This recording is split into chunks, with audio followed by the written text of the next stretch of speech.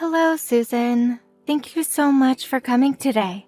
Ken told me all about you previously, but once I met you in person, I was shocked that you were such a delightful woman. I had no idea. To think that such a wonderful woman is going to marry my son, it's like a dream come true. I'm very happy for you two. You two make such a splendid couple. I'm absolutely sure my late husband is smiling down on the two of you from heaven. I wish you and Ken the happiest life going forward. And please don't hesitate to stop in for a visit again anytime you like. Thank you very much, but can I say just one thing? I would prefer that this be the last time we meet. Excuse me? I have no intention of visiting your home during Christmas or Thanksgiving. I'll have Ken go over there when it's absolutely necessary. Let's not associate with each other. If that's okay with you, I would much rather prefer that. I'm sorry, but are you serious? Can I ask why? I'm sorry, did I do something that may have offended you in any way? No, nothing like that. I married Ken, is all. It's not if I married the whole family. I just don't want all the baggage. We have no blood relations, which makes us total strangers. All I ask is that we keep it separate. I don't need the hassle of all this family relationships and so forth. It gets a bit stressful, don't you think? So let's keep all future interactions to a minimum. I'm going to shut off my line unless it's absolutely necessary. So, if you need something, please go through Ken, would you, please? But just because Ken is your oldest son, please don't rely on him too much. I will invite you to the wedding, but I must warn you right now, don't make yourself heard too much. This is our wedding, after all. You do understand, right? Yes, of course.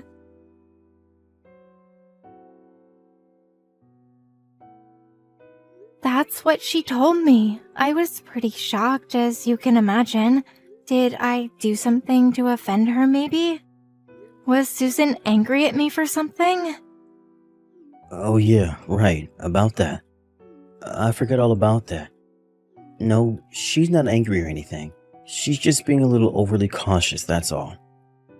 Overly cautious. Really? You mean she's self-conscious or something? No, nothing like that. It's just that her dad's grandma and her mom didn't really get along very well. Apparently she witnessed the feud between those two all while growing up, as far as I know. She and her mom have no contact with her grandmother anymore. So you can imagine her negative attitude toward family relationships such as with you and Susan. It's not about you, Mom. Nothing to do with her liking or disliking you. I see. So that's what this is all about. No wonder she seemed so hostile. I have no antagonistic feelings toward her in the least. I suppose it's a form of trauma, huh? Exactly. I suppose you can say that. After she settles into married life for a while and gets used to being around you, she'll probably relax her guard and everything will be normal, I hope. It's not a problem for you, is it? You got Caroline and her husband, not to mention your grandkids just living down the street. If there's a problem, you just call Caroline, right? Yeah, I suppose. Caroline and the kids keep me pretty busy. I don't have a problem with that, but it just seems kind of unsociable. After all, we are family. She seems like a nice person. I just thought we could have closer ties. Yeah, well, she's that way, so what can I say? She'll come around eventually. Our families are not exactly alike. She had a tough time growing up. On the other hand, we had a pretty normal life, I suppose. Just as long as you can sit there at the wedding and not make any unnecessary comments, she'll be okay. Yeah, well, under the circumstances, I suppose I can manage. All I want is for you guys to be happy, that's all. I don't want to disrupt it in any way. I hope she understands that. And I hope she comes around after you guys settled in. Yeah, I suppose we just have to wait and see. Anyway, thanks for today. I'll contact you again once we get the wedding schedule all figured out.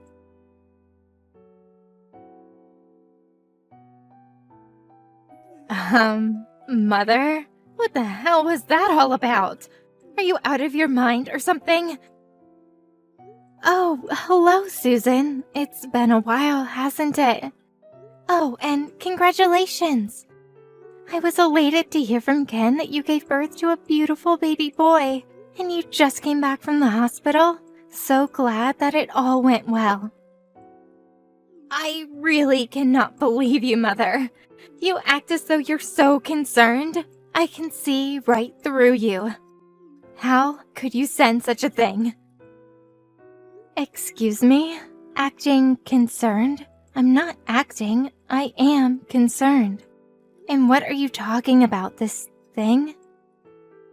I'm talking about the baby clothes and the envelope of money. That thing. What the hell were you thinking sending me such a thing? Susan, I really don't know what you mean.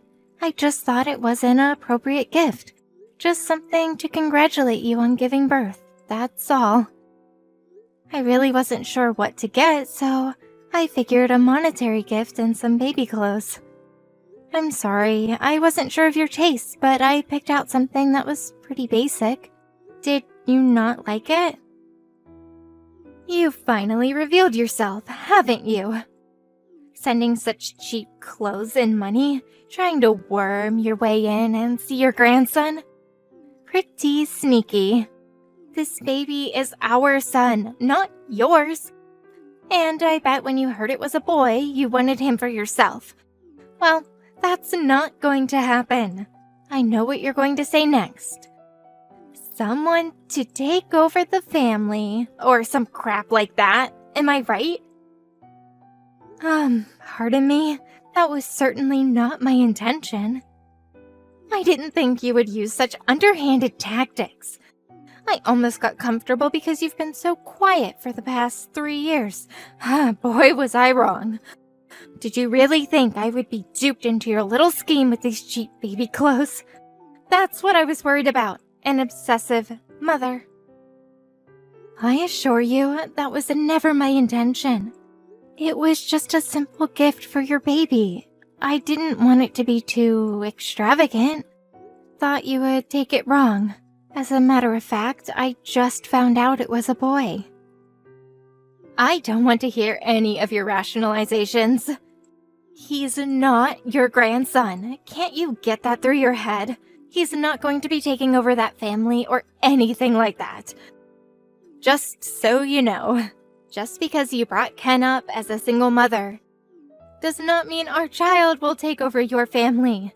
Not much of a family to take over anyways. Susan, I have never thought that at all. I couldn't even imagine thinking such a thing. You got me all wrong, Susan. I can't understand why you would think that of me. Playing the victim now, huh? I can read you like a book. You send a gift and money. That only means you want something from me. You wouldn't do this for free. I know the little game you're playing. Curry favor with us, and when you grow old and can't walk anymore, you want us to look after you. That's it, isn't it? I'm not going to fall for your little trick. Don't you dare think you can put one over on me. As for those baby clothes, I dumped them in the garbage. My parents are going to buy me whatever I want. Better quality clothes. Pardon me, are you serious? How could you? I would prefer that you not meddle in our lives. No matter how you try to pander us, we will never have any family interaction with you. Keep that in mind. And I will tell you this right now, I have no intention of looking after you when you get old. You're not seeing our children either. As a matter of fact, It would be preferable if you did not interact with Ken anymore either. Please, Susan, listen to me. You've got me all wrong. Can't you just give me a little time to explain myself? No, I don't want to hear it. There is nothing more for us to talk about. Just forget about us. Make like we never existed. Goodbye.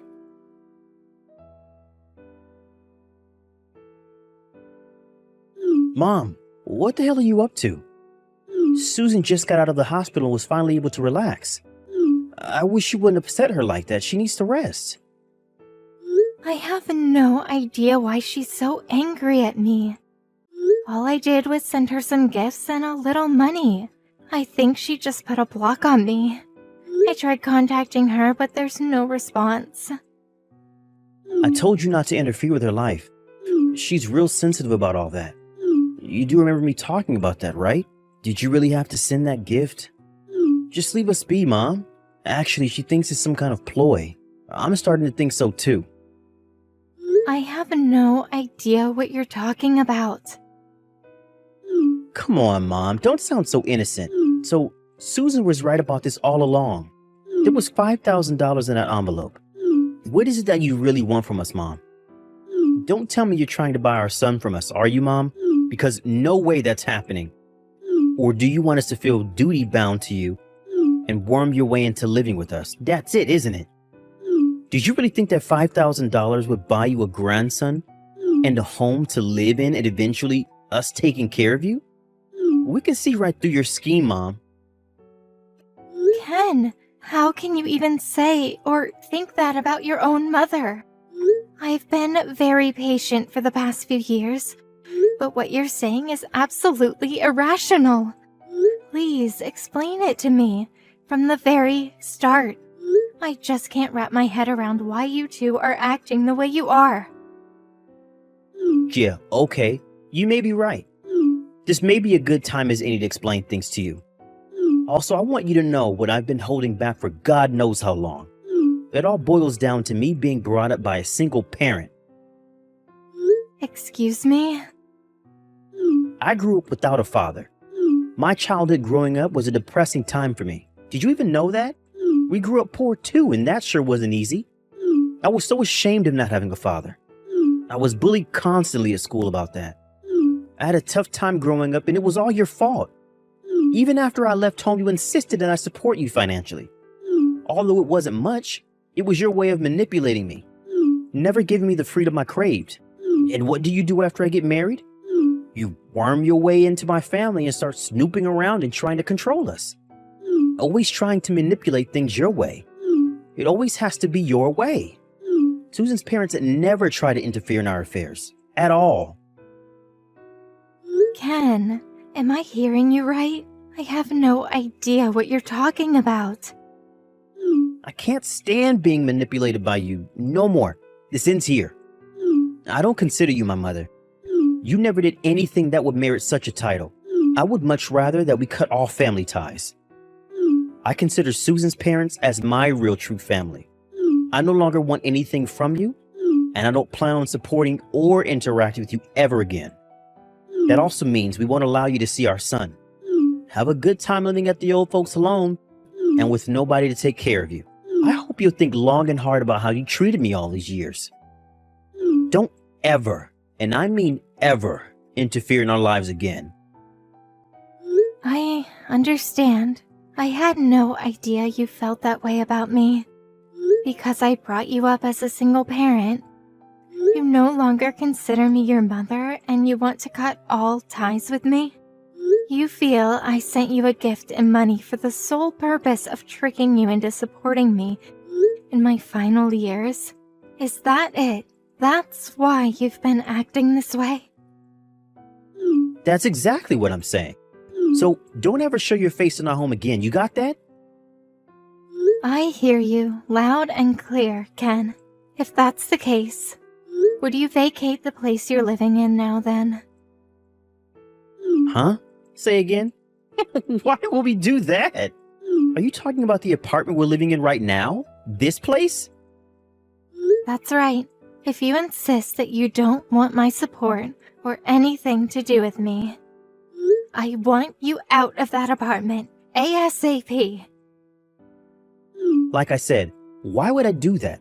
Are you crazy? I've been living in this apartment since I was in college. I've always lived here. You have no right to kick me out of here. That's where you're wrong, Ken. That apartment you guys are living in, I own that apartment. Excuse me?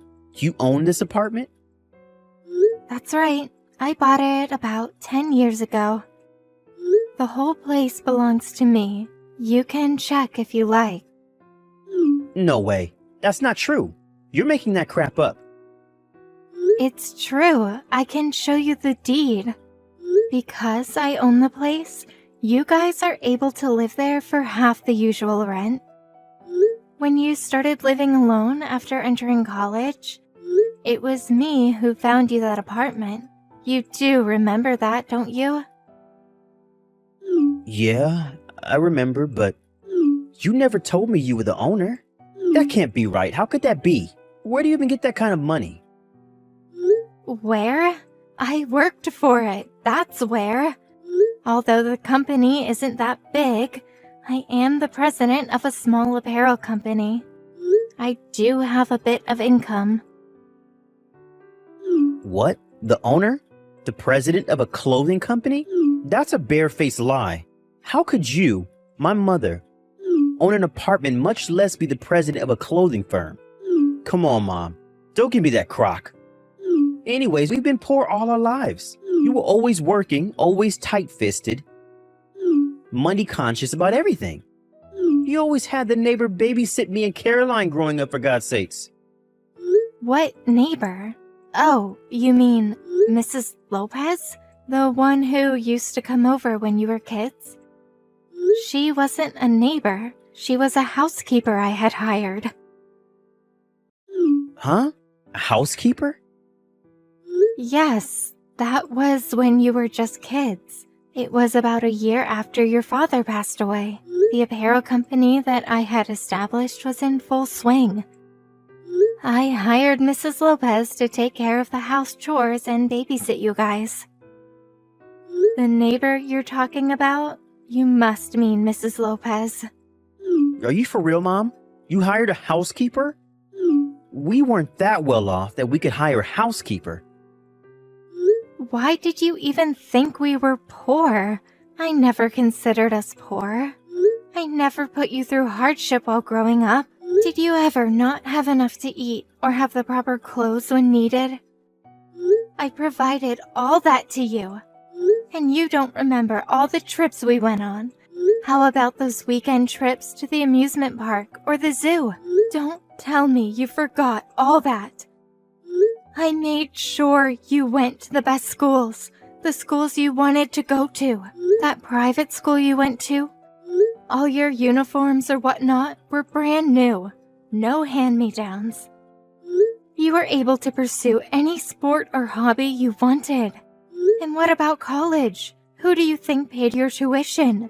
You didn't have a scholarship to fall back on. And I've never received any kind of support from you, despite what you say. As a matter of fact, it was me that supported you. When did I ever take from you? Huh? Well, I was just...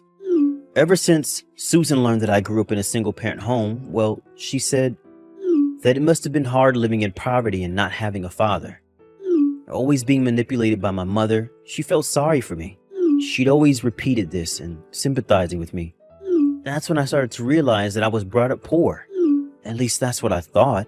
I'm not sure what to think anymore. It seems Susan got it in her head that a single parent means being poor. You never experienced a normal family like Susan had, so you believed everything she said. I was wondering why you suddenly had this fierce animosity toward me. Now I get the whole picture. Mom, I'm really sorry. It was just that, now that you mention it, you did pay my college tuition. And you sent me an adequate allowance on a regular basis. I never had any money problems. As a matter of fact, I was living better than most of my friends. But like an idiot, I forgot about all that. I was such a jerk to believe that crap. Please forgive me, Mom. There is no need to apologize. As a matter of fact, I feel relieved now that I know the real reason why you and Susan were acting this way toward me. Mom, thanks for understanding. Let's get back to what we were talking about the apartment. From next month, I'm going to ask that you pay the normal rent just like everyone else there. Huh? Wait, what? Well, why? Why? You don't need my help anymore, right?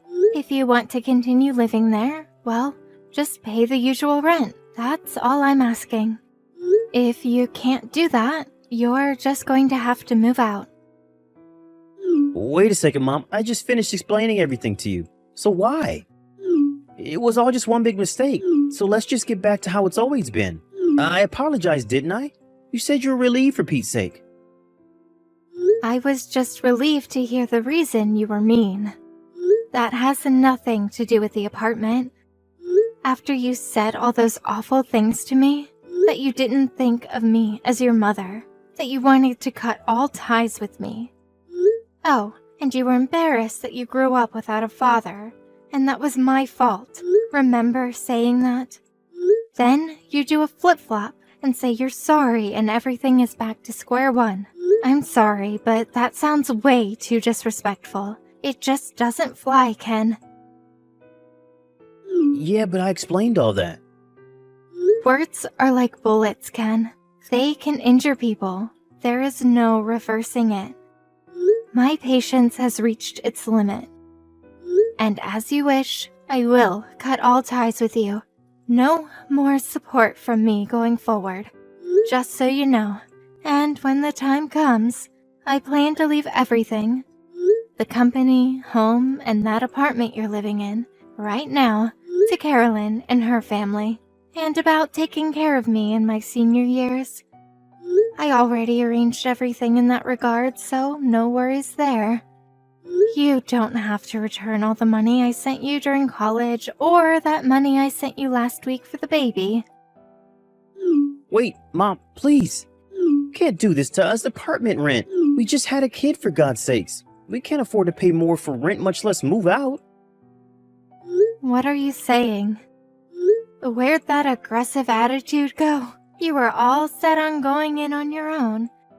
You didn't want my help. Please, Mom, forgive me. I was totally out of line. You can't do this to us. I am sorry, son. I already made up my mind.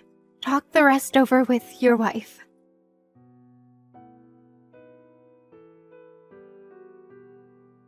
Hello, Mother. This is Susan, your daughter-in-law. I'm so sorry for all the trouble we've caused. Ken explained everything to me. I had this negative perception of you. A total skewered viewpoint, to say the least. I was so rude to you. How can I ever make amends for how I treated you? The past years must have been hell for you. Please forgive me. Hello, Susan. Thanks for contacting me.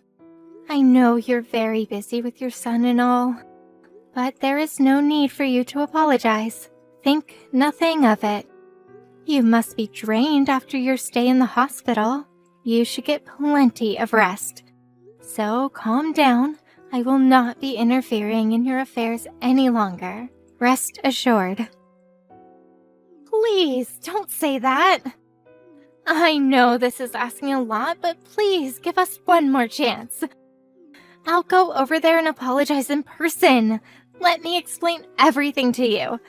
That it was all just a simple misunderstanding. I'll bring your grandson with me too. You do want to meet your grandson, right? Please, I'd rather you didn't. I'd prefer it that we not interact. I haven't seen you for 3 years. Not since the wedding. I don't even recall what you look like. I'm not in the mood to meet people I don't know very well. It's just stressful for older folks. And about bringing your baby, I really must decline. Pardon me? You don't want to see your grandson? If you cut ties with us, that means you won't be able to see your grandson forever. Well, I've got 4 grandkids right next door at my daughter Caroline's place, so I think I'll be fine. Besides, that's your child, right? You said he was not my grandson. You did say that, right? Yes, I did say that, but that was because... Also, using your child as a pawn to lure a poor grandmother in? Kind of despicable, wouldn't you say? That really was not my intention. I'm really guilt-ridden over all this, ashamed that I even acted that way. And about the clothes and money you sent as a gift, I know it's kinda late, but I really appreciate your thoughtfulness. I'm sorry about the baby clothes. Oh, the baby clothes I sent. Yes, those. You threw those cheap things out, right? I must thank you. Those baby clothes were made at my company. I already reprimanded the staff for their shoddy workmanship.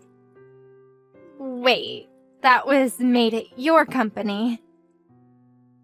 Yes, it must have been embarrassing for you to receive such substandard baby clothes. My daughter loved them, so I figured you would too. I'm to blame. Please accept my apologies. No, please don't say that. They weren't cheap at all. They were wonderful, the perfect gift. Please, I don't know what to say. All I can do is apologize. Ever since I was a child, I watched my mother get bullied by my grandmother. I was not treated all that well by her either, always being reprimanded for one thing or another. Once I got married, I thought I would be treated the same way. Maybe even have my child taken from me. I was just so scared. I just wanted to protect my family. I was adamant about not getting pulled into that kind of situation again. I understand what you went through and that your grandmother was an awful person. We all encounter such people in our lives. But I'm not the same person as your grandmother. Not a mother-in-law or some such label you prefer to apply, but a human being. It's very emotionally distressing to be treated in such a way without knowing the reason why. It leaves a person traumatized. Please forgive me. I did say those things without even knowing you at all. It's an unforgivable thing I did to you. My perspective was totally skewered. I beg your forgiveness. There is no need to apologize any further. I also would prefer that you not visit and apologize in person. I'm also worried about your health after what you went through. I need to get things sorted out. Let's just keep things as it is for the time being, and maybe we'll talk after a while. Yes, I understand. Okay, then take care of yourself, Susan.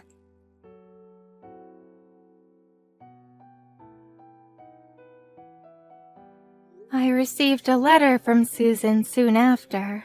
She repeated her apologies and explained why she acted the way she did. I was even paid a visit by her parents, whom I had never actually met, apologizing on her behalf. After a while, I relented to her constant apologies and felt she was sincere, and we came to a mutual understanding. But it was Ken that would not give up. He was set on trying to get me to financially support him, that he resorted to coming over late at night and trying to persuade me to change my mind. He even resorted to practically kidnapping his child from Susan and driving over 2 hours to our home in an attempt to curry favor with me. He even turned on his wife, blaming her for turning on his mother in the first place. In the end, it was Ken that caused trouble for both Susan and myself. But on his last attempt at trying to persuade me, Susan stopped him and severely reprimanded him for his ways. She was eventually able to get him to see the light, but the whole incident caused Susan to contemplate divorce. And after a few years, that's exactly what happened. Ken is currently living alone somewhere, with no rights to see his child, only burdened with child support payments. Susan was wrong in having such a negative perspective of me, but she paid the price for that and made amends for her mistake. It was Ken that was the problem. His emotions took over and he was not able to stop until he got his way, which eventually led to his demise. As for my relationship with Susan, we maintained a cordial relationship through the years, and even exchanged Christmas cards and birthday greetings every year. Recently, we got together for my grandson's birthday party. I think we've started an amiable relationship. I actually enjoy her company.